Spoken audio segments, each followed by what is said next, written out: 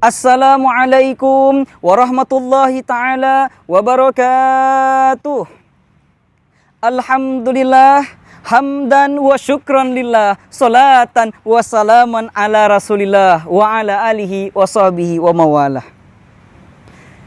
Dewan juri yang arif lagi bijaksana yang kami hormati, para panitia lomba yang kami hormati, serta para seluruh peserta lomba yang seiman dan seagama. Alhamdulillah adalah kata yang paling indah yang dituturkan oleh lidah yang disampaikan kepada Allah. Selawat dan salamlah sama-sama kita berikan kepada Nabi kita, Nabi besar Nabi Muhammad sallallahu alaihi wasallam. Dewan juri yang dirahmati oleh Allah, insyaallah pada kesempatan kali ini Ananda ingin menyampaikan satu syarahan yang berjudulkan pentingnya pendidikan agama bagi generasi muda. Saudaraku yang seiman dan seagama, insya Allah kita akan masuk ke dalam surga. Mendengar kata-kata generasi muda, maka pemikiran kita akan menuju kepada sosok anak yang tengah mencapai masa kejayaannya. Sekarang ini bukan zaman aja yang modern, tapi generasi muda lebih modern, serba canggih, serba teknologi.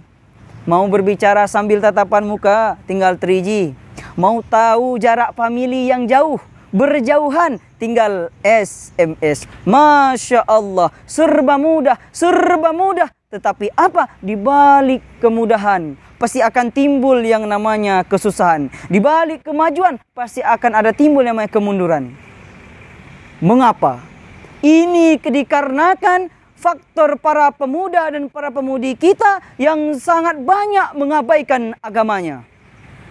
Nabi Muhammad sallallahu alaihi wasallam pernah bersabda, "Kullu mauludin yuladu 'alal fitrah fa abawahu yuhawidanihi aw yunassiranihi aw yumajjisanihi."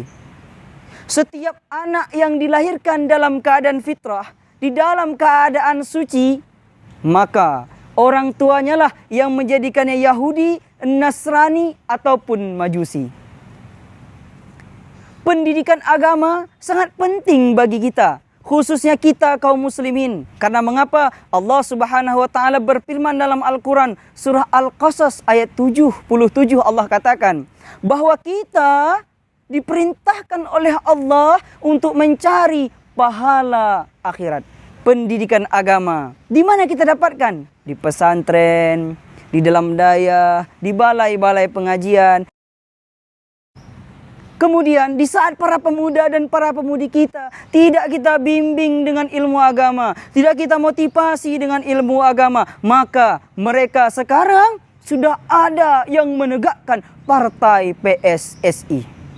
Partai PSSI yaitu Partai Persatuan Salat Setahun Sekali. Na'udzubillah, summa na'udzubillah. Lantas, mengapa ini terjadi wahai saudara-saudaraku? Dikarenakan para pemuda dan para pemudi kita tidak ada di dalam dadanya iman, tidak ada dalam dirinya dilandasi dengan ilmu agama. Makanya kepada saudara-saudaraku, kita para pemuda dan para pemudi, mari sama-sama kita datangi yang namanya majelis ilmu, kita datangi yang namanya tempat-tempat syariat Islam, supaya kita bisa menjadi para pemuda dan bisa menjadi para pemudi yang meneruskan bangsa dan agama. Allah berfirman dalam Al-Quran, "Wa ma umiru illa liya'budullahi mukhlishina lahuddin." Padahal mereka hanya diperintahkan untuk menyembah Allah semata-mata karena menjalankan perintah agama. Quran surah Al-Bayyinah ayat 5. Kesimpulan yang dapat saya ambil adalah, marilah sama-sama kita para pemuda dan para pemudi satukan jiwa, satukan raga, kita menuntut ilmu agama. Kita jadikan ilmu agama sebagai pondasi dan benteng di diri kita, supaya bisa membawa negara dan agama kita menuju ke tempat yang lebih baik lagi. Andai kata kita para pemuda dan para pemudi tidak mempelajari tentang ilmu agama, maka hancurlah negara dan agama kita. Usikum wa nafsih bitaqwallah. Wassalamualaikum warahmatullahi wabarakatuh.